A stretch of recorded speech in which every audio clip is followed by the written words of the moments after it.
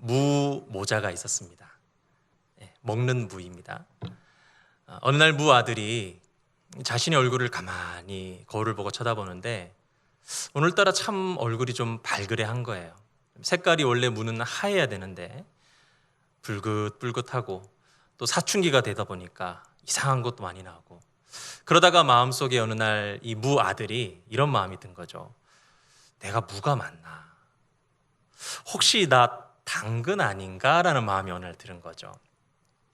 그 고민과 생각을 오랫동안 하다가 이제 마음의 결단을 하고 엄마한테 가서 이제 중요한 질문을 하게 됩니다. 엄마, 나 무 맞지? 그랬더니 하필 이 엄마가 다 아시죠? 잘못된 단어 사용을 하는 바람에 당근이지 라는 대답을 한 거예요. 이 이야기의 핵심이 무엇입니까? 정체성입니다. 정체성이 무엇이냐? 이 변하지 않는 본질, 존재의 본질을 깨닫는 성질, 그것을 정체성이라고 합니다. 담임 목사님께서 어떤 강연이나 설교 때 이 존재에 대해서 설명하실 때 한 번씩 예화를 드시더라고요. 이 자장면의 행복. 이 자장면이 가장 비참할 때가 언제냐? 짬뽕이 생각날 때라고 합니다. 나는 짜장면이야 라고 하는 이 확고한 이 자기 정체성, 그리고 그것에 집중할 때 이 짜장면은 어떤 음식으로도 대체할 수 없는 최고의 음식이 된다라는 것이죠. 신앙에 있어서도 중요한 것이 바로 나는 하나님의 자녀다라는 이 확고한 정체성의 확립입니다. 가족에게 한번 온라인 예배를 드리고 있는 우리 성도님들, 옆에 있는 가족들에게 한번 질문해 보시겠습니까? 당신은 하나님의 자녀입니까? 한번 질문해 보십시오. 그리고 옆에 있는 분이 대답하십시오. 당근이지. 그리스도인을 그리스도인답게 하는 것, 바로 나는 하나님의 자녀다라고 하는 신앙적 정체성이라 할 수 있습니다. 나는 하나님으로부터 시작되었고 그분의 영광을 위해서 이 땅 가운데 부르심을 받았으며 예수 안에서 이 땅 가운데 천국을 누리다가 부활의 영광 가운데 영원히 하나님의 나라에 거하는 하나님의 자녀. 이것이 이 땅을 살아가는 그리스도인에게 얼마나 큰 능력이 되는지 우리 알지 못합니다.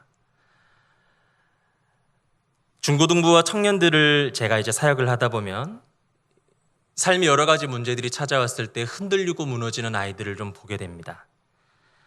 그때 저는 이제 두 가지를 얘기하는데요. 먼저는 격려합니다. 잘 될 거야. 걱정하지 마라. 너는 할 수 있다. 좋은 날이 올 거야. 그리고 두 번째로 그 아이의 신앙적인 이 정체성을 점검을 합니다. 대부분의 이 흔들리는 아이들, 쓰러져 하나님을 떠나려는 그런 아이들을 보면 보통 이 정체성 부분에 있어서 불분명한 경우가 많죠. 그때 저는 제 이야기를 해줍니다. 나도 불안정한 어떤 학업의 시기가 있었다. 아버지가 개척교회 목사님이셨고 교회의 그 개척 이후에 목회지 때문에 초등학교만 4번을 옮겼다. 부산, 울릉도, 밀양, 대전, 서울, 호주, 다시 부산으로 갔다가 지금 또 서울에 왔다. 얼마나 불안정했겠냐. 그런데 그 안에서 나의 신앙의 모든 과정 가운데 내 마음을 지키고 지금까지 올 수 있었던 것은 바로 나는 하나님의 자녀다라는 이 신앙의 정체성이었다. 너도 그걸 붙잡아야 된다. 그렇게 제가 이야기를 해줍니다. 강남비전교회 중고등부에 와서도 이제 4주 동안, 가장 처음에 4주 동안 이 복음에 대해서 설교했습니다. 너희의 존재는 가치 있는 존재다. 너희는 복음 안에서 이 하나님의 자녀라는 놀라운 가치와 정체성을 가진 그러한 놀라운 당신의 자녀들이다. 4주 동안 아이들에게 이 복음을 증거했던 기억이 있습니다. 저는 믿습니다. 그리고 저는 경험했습니다. 세상의 그 어떠한 고난, 어떠한 문제 앞에서도요, 이 눈을 들어서 영원을 바라볼 수 있는 능력은 세상으로부터 오는 것이 아니더라고요. 복음을 기초로 한 이 하나님의 자녀라고 하는 정체성이더라는 것입니다. 여러분의 가족과 또 여러분의 자녀들에게 이 능력과 이 가치를 심어 주십시오. 자녀들의 삶을 보니까요, 우리 아이들의 삶을 보니까 정말 다 가졌어요.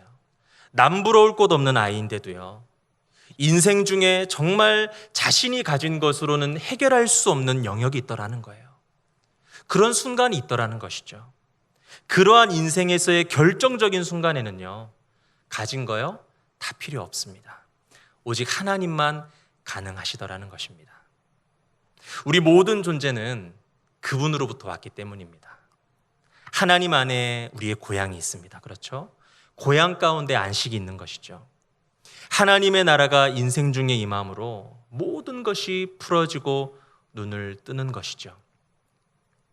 여러분과 여러분의 자녀들의 입술 가운데 나는 하나님의 자녀입니다 라는 그런 고백이 넘쳐났으면 좋겠습니다. 문제는요, 신앙인이 정체성이 이제 불분명할 때인데요, 예전에 한 해변가에 사람이 계속 빠져 죽는 겁니다. 그래서 그 동네 사람들이 그 일들을 안타깝게 여겨서 한두 사람이 모여서 우리가 수상 구조대를 만들자. 그래서 우리 동네에 다시는 사람이 빠져 죽는 일이 없도록 하자. 그래서 한두 사람이 마음을 모아서 수상 구조대를 만들어서 이제 해변가에서 조난을 당한 자들을 구조하기 시작했습니다. 많은 사람들을 구했던 것 같아요. 경비 초소도 멋있게 세웠습니다. 그랬더니 너도 나도 그 일에 나도 동참하겠습니다, 마음을 같이 하겠습니다라고 하는 사람들이 그 경비 초소로 모여서 함께 구조하는 일들을 벌입니다. 그런데 시간이 흐를수록 그 정체성이, 처음 그들이 하고자 했던 그 목적이 불분명해지고 흐려지는 거예요. 어떤 사람들이 음식을 가져와서 초소에서 같이 음식을 나눠 먹다가 나중에는 술을 가져와서 술을 먹다 보니 결국은 그곳이 큰 파티장이 되어버렸다라는 것입니다. 그들은 파티에 빠졌고 사람들은 물에 빠졌습니다. 결국 고장난 수상 구조대가 되어버린 것이죠. 이 정체성의 상실은요, 이 존재의 상실이자 이 몰락의 시작입니다. 오늘 본문인 이 다니엘서의 시대적 상황이 바로 이러했다 그랬습니다. 유다의 이 18대 왕이었던 여호야김이 이제 유다를 다스린 지 3년에 바벨론 왕이었던 느부갓네살 왕이 유다를 침공하죠.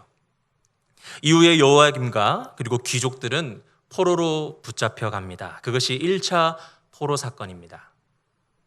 이날 이후에 이 BC 586년 예루살렘 멸망 전후로 해서 그 당시 유대인들은 자신들을 이끌었던 왕, 그리고 자신들을 지도해줬던 제사장들, 그리고 그 나라의 귀족들이 모욕을 당하고 죽임을 당하고 포로로 끌려가는 이 엄청난 끔찍한 사실들을 다 목격해야 했고요.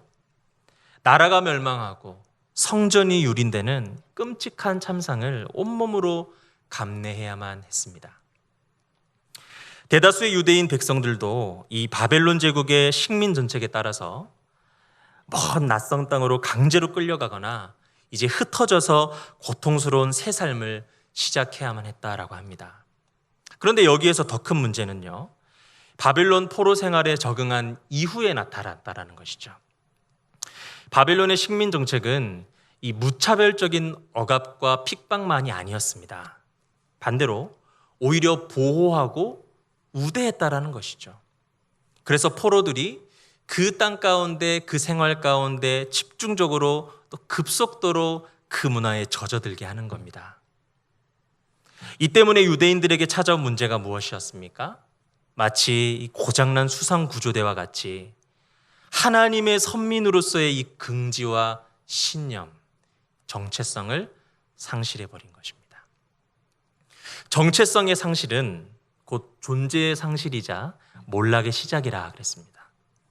정체성을 상실한 그들의 마음 가운데 찾아온 것은 아니나 다를까 이 절망과 이 회의감이었습니다. 그들은 생각합니다. 첫째는 우리가 타락해서, 우리가 죄 가운데 거함으로 우리가 하나님을 떠나서 하나님이 우리를 결국 버리신 거구나.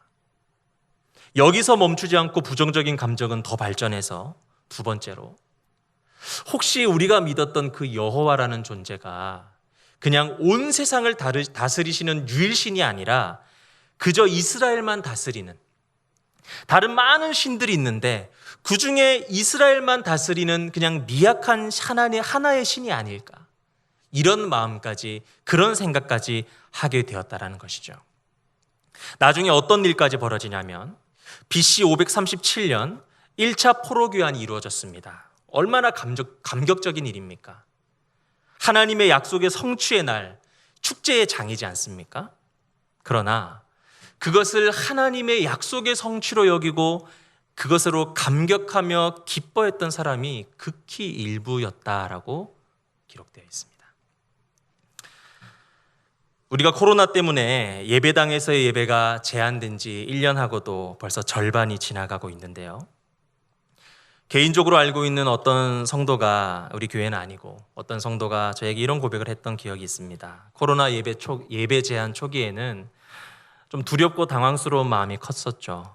그래서 빨리 이 교회, 이 모임이 회복되었으면 좋겠다. 모임을 사모하는 그런 마음들이 있었다 한다면 코로나 예배 제한 6개월 정도가 되다 보니까 조금씩 온라인 예배도 생각보다는 편하고 좋다라는 마음이 들더라는 거예요. 그러다가 1년이 지나니까 이제 목사님이 몇 프로 이상 참석이 가능합니다. 나오세요라고 하니 다시 교회 가기가 힘들다라는 생각이 들더라는 것입니다. 마귀는 억압하고 핍박하기도 하지만요, 이 바벨론처럼 보호하고 우대해서 시대와 이 문화와 이 상황에 젖어들게 한다는 것을 우리는 기억해야만 합니다. 그것이 정말 무서운 것이 무엇이냐면 이스라엘 백성들을 보십시오. 회복을 기뻐하지 않았다라는 거예요. 은혜에 감격하지 않았다라는 거예요. 약속의 성취를 기대하지 못했다라는 겁니다. 이게 정말 두려운 것이죠. 감정이 식어버린 거예요. 제가 호주에서 1년 동안 이제 사역을 하면서 일을 하면서 지냈었는데 그때 제가 이 우울증이라는 것을 조금 경험해 봤거든요. 제가 그전까지는 이 우울증에 걸린 사람들을 겉으로 지식적으로 동의는 했지만 그들의 감정에 대해서 자세히 알 수 없었어요. 왜? 저는 경험해 보지 못했으니까. 그런데 호주에서 이 우울증이라는 것을 조금만 경험해 봐도 얼굴에 표정이 없어지더라고요. 우울증 중에서도 이 중증은요, 이 얼굴의 표정이요 싹 증발해 버리고요. 지금 저 사람이 기쁜지 슬픈지 어떤지를 얼굴로서는 도저히 파악할 수가 없습니다. 그때 빨리 병원으로 가야 합니다. 지금 우리의 모습을 한번 점검해 봅시다. 여러분, 회복을 정말 기대하십니까? 여러분, 정말 회복을 사모하십니까? 만약에 어느 순간에 내가 이 하나님의 자녀라는 사실을 망각해 버리고요, 상황과 현실에 젖어서 나의 신앙이 그냥 그렇게 현실 가운데 주저앉아 있다면 다시금 깨어나시길 바랍니다. 정체성을 회복하셔야만 합니다. 나는 하나님의 자녀라는 이 사실 우리는 잊지 말아야 할 것입니다. 하나님은 이러한 당시의 시대적인 상황 속에서 이 다니엘서를 기록하셨습니다. 오늘 본문 3절에서 7절까지 말씀을 제가 읽겠습니다.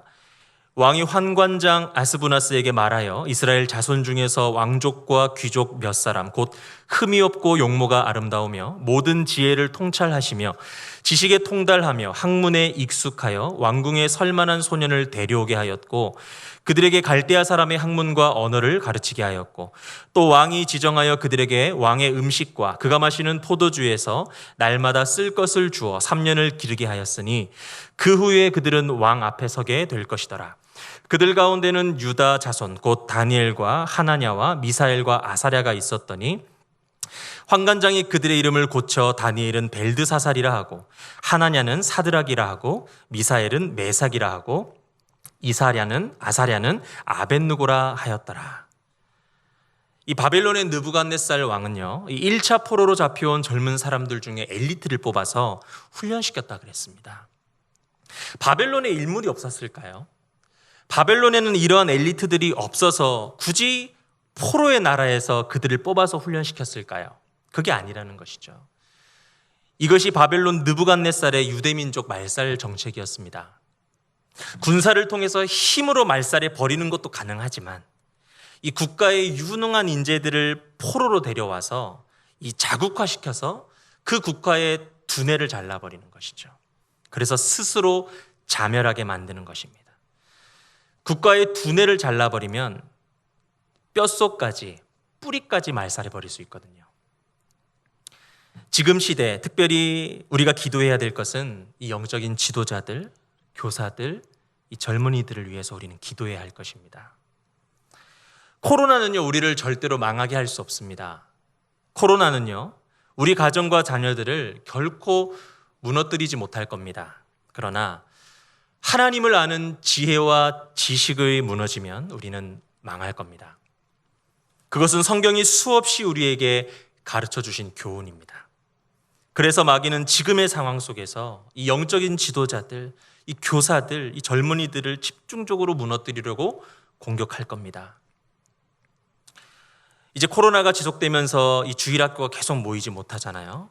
제 아내가 목사 사모인데도 불구하고 1년 반을 교회를 못 나오고 있습니다. 말이 됩니까? 참 안타까운데요. 교사들도 같은 상황이죠. 함께 모여서 아이들과 함께 사역할 때는 참 마음 가운데 뜨거움이 넘치고 뭔가 구령의 열정이 넘쳐나고요. 어떤 사명감이 불타오르는데 이 한국교회 아이들도 그러한 시간들 가운데 좀 문제가 많지만 더 큰 문제가 바로 이 교사들이라는 것이죠. 끊임없이 교사들은 사실은 아이들을 만나면서 영성을 키우고 훈련하고요. 또 그렇게 교사들은 자라나는 것이 아닙니까? 그런데 너무 오랜 시간 이 아이들과의 만남이 끊어져 버렸죠. 그게 중보하셔야 합니다. 이 하나님의 지혜와 지식을 전하는 지도자들, 이 교사들이 더욱 기도할 수 있도록 하나님 앞에 붙들릴 수 있도록 기도를 요청합니다. 하나님의 지혜를 더하시도록 정말 시대에 맞는 지략과 전략, 그냥 주저앉아서 어떻게 해야 되지? 멍하게 앉아있는 것이 아니라 시대에 맞는 지략과 전략을 갖출 수 있도록 여러분들 정말 기도해 주시고 중보해 주시길 바랍니다. 한편 그러한 바벨론의 이 유대민족 말살 정책에 선택된 젊은이들이 누굽니까? 바로 다니엘과 세 친구들입니다. 아이돌, 가수 아이돌들도 이제 그룹이 되어서 또는 가수로 이제 데뷔하기까지 적게는 3년에서 길게는 한 10년 정도의 시간으로 이 연습생의 시간을 갖죠.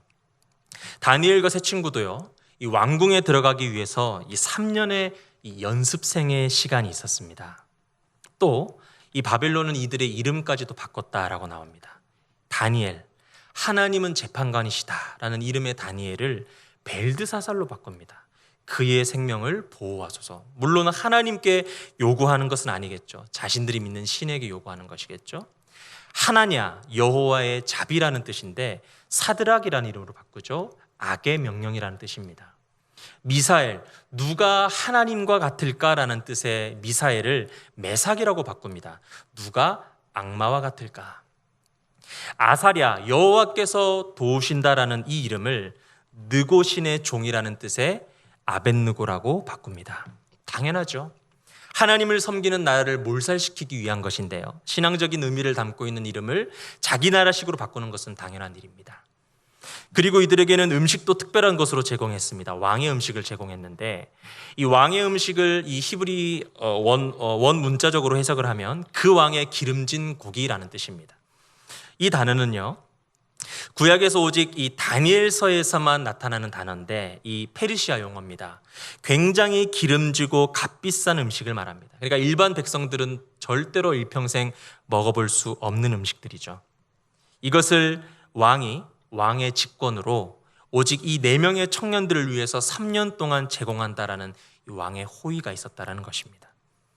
이렇게 좋은 것을 먹이고요, 자국의 최고의 학문과 언어로 가르쳐서 여호와 신앙을 철저하게 잊어버린 완벽한 하나님의 나라가 엘리트가 아닌 바벨론의 엘리트로 만들려고 했다라는 것입니다. 저는 우리 교회에서, 이 강남 비전 교회에서 이 바벨론 엘리트가 아니라 하나님 나라의 엘리트가 많이 나왔으면 좋겠습니다. 우리 중고등부 아이들을 보면 참 착하고 또 학업에도 참 착실하고요, 또 신앙생활도 잘하고 있다라고 좀 생각을 합니다.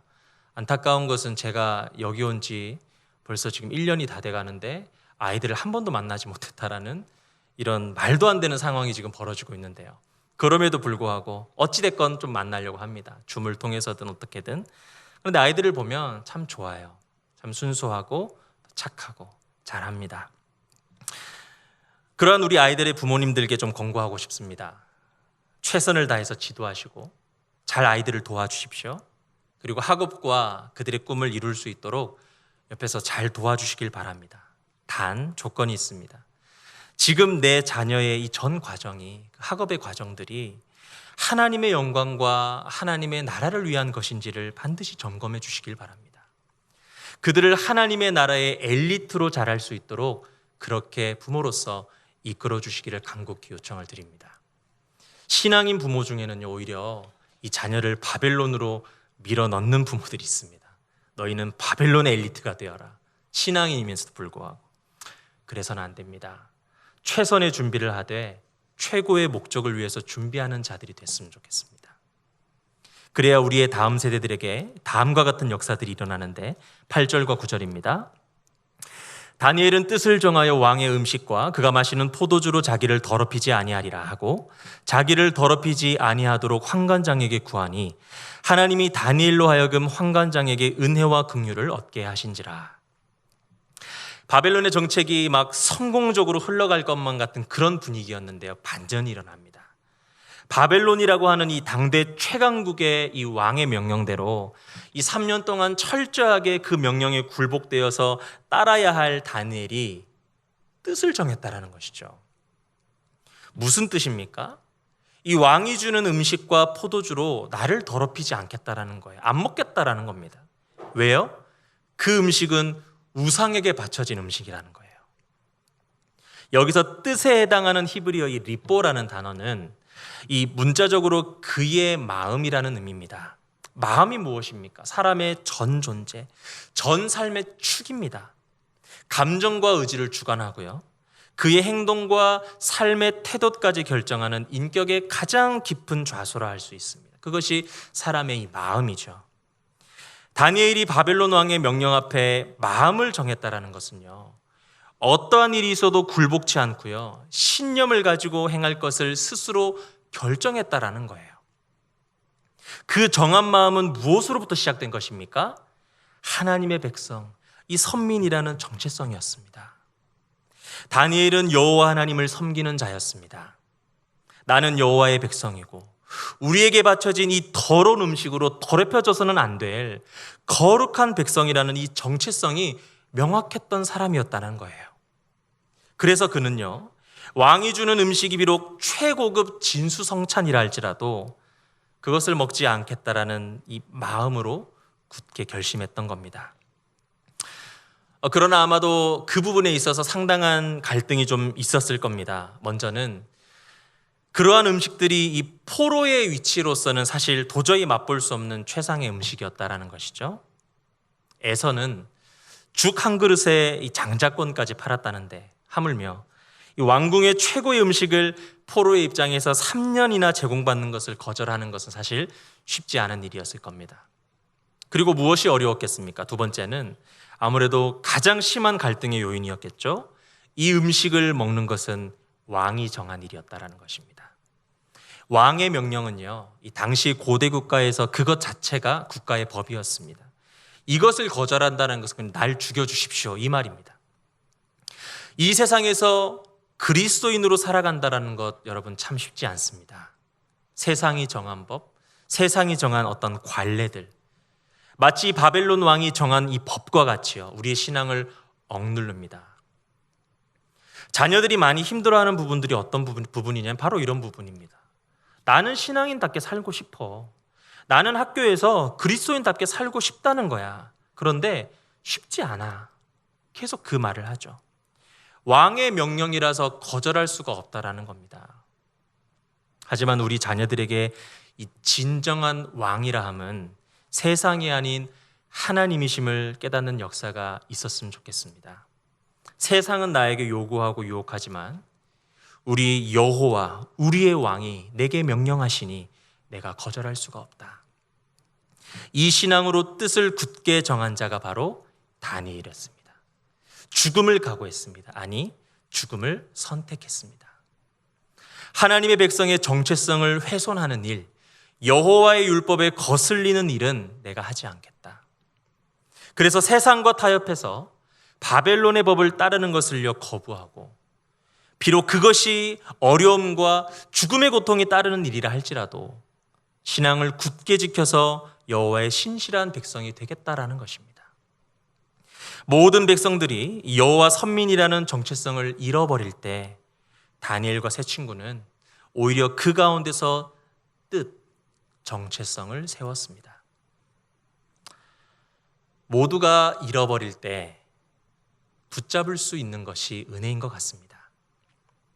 주님이 마지막 날에 있을 일들을 말씀하시면서 이런 말씀을 하셨죠. 끝까지 견디는 자는 구원을 얻을 것이다. 그 말씀이 시대를 제가 바라볼수록 더 가슴에 와닿는 것 같습니다.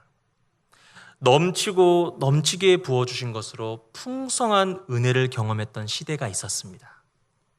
그런 시대가 있었다면 지금은요, 믿음을 지키고 견뎌냄 가운데 그 안에서 풍성한 은혜를 경험할 수 있는 시대가 되었습니다. 주님이 말씀하신 그 견뎌냄을 위해 필요한 신앙, 그것이 바로 이 다니엘이 보여준 정한 마음, 곧 뜻을 세우는 것이라는 것입니다. 이 시대는 영적인 포로 시대와 같습니다. 세상 사람들은 말할 것도 없고요. 여호와 이 절대 신앙을 가지고 굳건한 긍지와 신념으로 살아가야 될 우리 신앙인들이 마치 이 포로 귀환을 기뻐하지 않았던 유대인들처럼 변질된 마음, 이 상한 마음으로 살아가는 모습들을 보게 됩니다. 말씀을 준비하면서 저의 모습도 바라보았습니다. 처음 주님을 만났을 때 이 나 같은 이 죄인을 살리셨다라는 그 구원의 소식에 너무 감격해서 실력도 없고 잘하는 것도 없지만 주님을 위해서 봉사할 수 있다면 기꺼이 헌신하겠습니다, 하나님. 그렇게 주님께 내 삶을 드렸거든요. 교회당에 앉아서 찬송을 부르면 인도자가 잘하던 악기를 반주하는 사람들이 잘하던 못하던 그저 찬송 자체에 은혜가 있었고요. 내 첫 번째 성경, 저희 아버님이 사주셨던 그 첫 번째 성경이 생긴 것이 너무나 기뻐서 교회 갈 때 잊지 않고 품에 꼭 껴안고 교회를 갔던 그 모습들이 지금도 아주 생생합니다. 그러나 이제는 이 바벨론의 생활에 젖은 유대인 같은 모습이 저에게도 있더라는 거예요.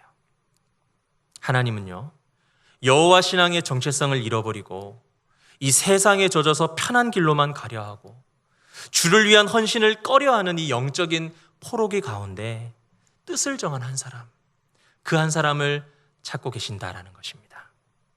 여러분이 그 한 사람이 되시기를 바랍니다. 그리고 하나님은 뜻을 정한 그 한 사람을 통해서 역사하시는 분이심을 말씀 속에서 발견하게 되는데요. 유다가 침공을 당합니다. 왕이 포로로 끌려갑니다. 성전의 기물을 빼앗깁니다. 나라의 젊은이들이 포로로 끌려갈 때는 하나님이 보이지 않았어요. 성경에 하나님이 나타나지 않으십니다. 그러나 하나님이 나타나서 일하실 때가 성경에 보여지는데 바로 9절입니다.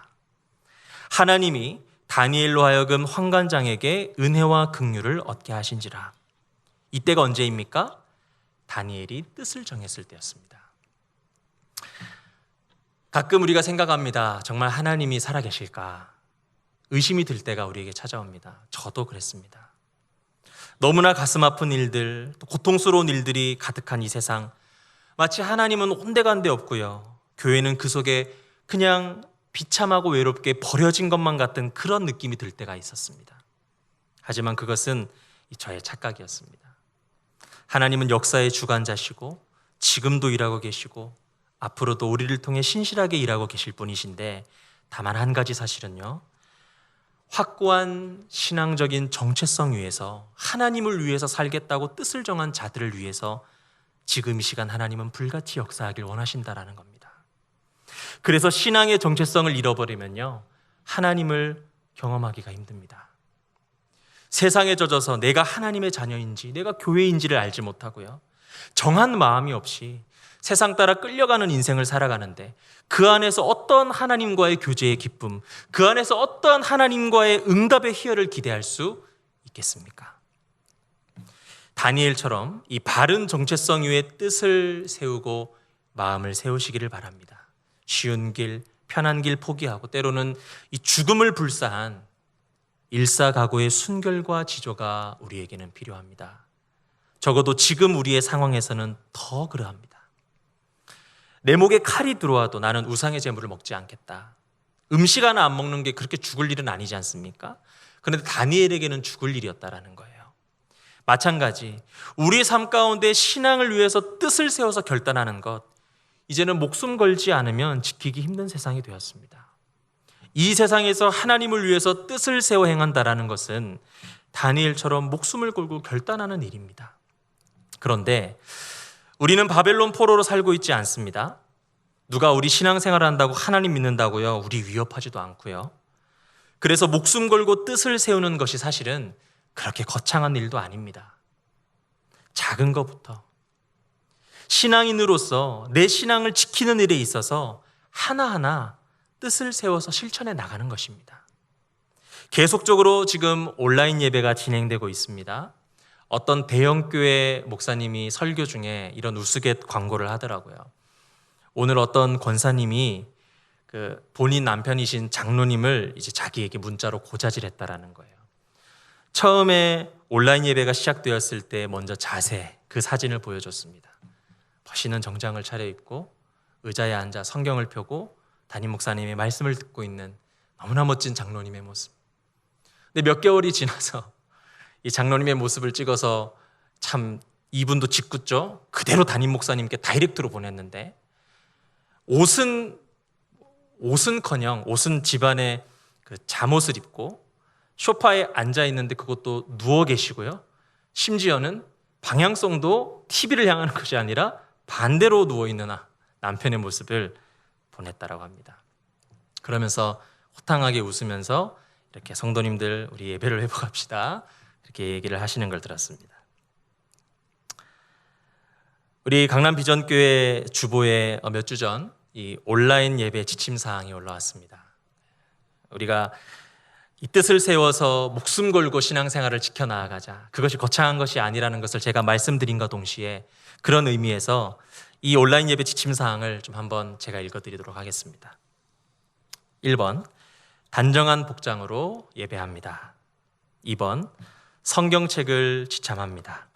3번, 강남 비전교회 유튜브 채널에 입장하시고 문자 안내를 참조하시면 됩니다. 영상과 소리를 체크합니다. 4번, 예배 10분 전 예배 준비를 완료하고 기도로 준비합니다. 5번, 올바른 자세로 예배에 집중하며 모든 순서에 적극 참여합니다. 6번, 헌금은 온라인 계좌를 통해서 정성껏 봉헌합니다. 7번, 예배 후에 은혜 받은 내용이 있다면 채팅창에 남깁니다. 8번, 가족과 함께 예배했다면 받은 말씀으로 교제합니다. 9번, 강남 비전교회 유튜브 채널을 구독합니다. 10번, 강남 비전교회 유튜브 채널을 통해 주일 말씀을 다시 들으실 수 있습니다. 네. 우리가 함께 모여서 예배하지 못하지만 우리가 목숨 걸어야 할 것은 정부를 향해 깃발을 들고 왜 모이지 못하게 하느냐를 얘기하는 것이 아니라 지금 나에게 허락하신 그 자리, 컴퓨터 앞이든 핸드폰 앞이든 TV 앞이든 그곳에서 내 생명을 들여 하나님께 최고의 예배를 올려드리는 것이라 믿습니다. 목숨 걸고 뜻을 세우는 것, 거창한 다른 것 필요 없습니다. 생명보다 소중한 예배, 내게 허락하신 이 1시간 남짓의 예배의 시간에 온갖 유혹들을 이겨내고요, 내가 이 시간을 놓치면 살 수 없다라는 마음으로 최선의 자세와 중심으로 하나님께 올려드리는 것입니다. 어떤 자리에 있든지 예배에 승리하시길 바랍니다. 예배뿐만이 아니라 하나님의 자녀라는 이 정체성을 흔드는 것, 내가 뜻을 세워서 결단하는 것입니다. 삶의 가장 작은 자리에서부터의 믿음의 결단, 그리고 행동, 그 뜻 위에 하나님이 영광 받으실 것입니다. 그렇다면 뜻을 세워서 왕의 음식을 거부한 다니엘과 세 친구의 결과는 어땠습니까? 말씀 전하고 마칩니다. 열흘 동안 다니엘과 세 친구는요, 이 채소와 물만 먹었고 다른 소년들은 왕의 음식을 먹었다고 합니다. 15절과 16절입니다. 열흘 후에 그들의 얼굴이 더욱 아름답고 살이 더욱 윤택하여 왕의 음식을 먹는 다른 소년들보다 더 좋아 보인지라. 그리하여 감독하는 자가 그들에게 지정된 음식과 마실 포도주를 제하고 채식을 주니라. 네, 결과는 사망이 아닌 승리였습니다. 기억하십시오. 우리가 뜻을 세워 행할 때 그곳에 하나님의 살아계심이 드러나고 영광 받으십니다. 다니엘과 세 친구에게 찾아온 위기는요, 언제나 살아계신 하나님의 놀라운 손길 가운데 승리로 열매 맺었습니다.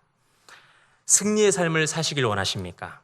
나는 하나님의 자녀다라는 이 정체성을 바로 세우고요, 여러분의 삶의 자리에서 뜻을 세우시기를 바랍니다.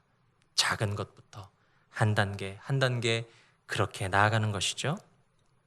미국 전역에 2,400개의 매장을 가지고 있는 미국 패스트푸드점인 칙필레라는 기업이 있습니다.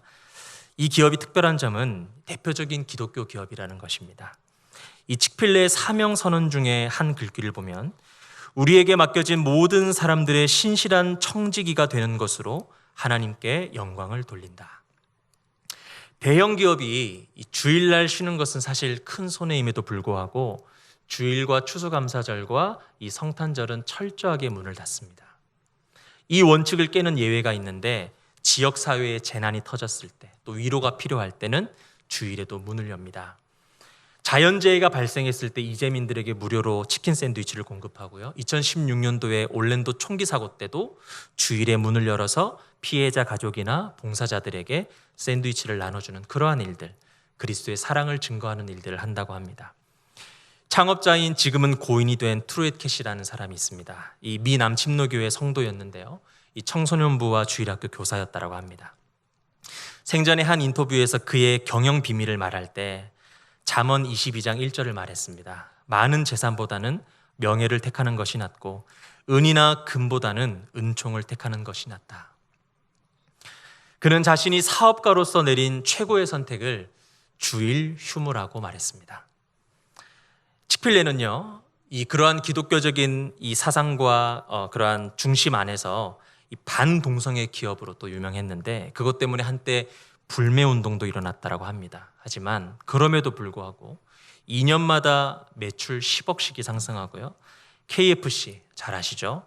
그 KFC를 누르고 미국 이 치킨 레스토랑 매출 1위를 기록합니다. 6년 연속 지난해까지 미국인들이 가장 좋아하는 패스트푸드점 1위로 선정이 되었다고 합니다.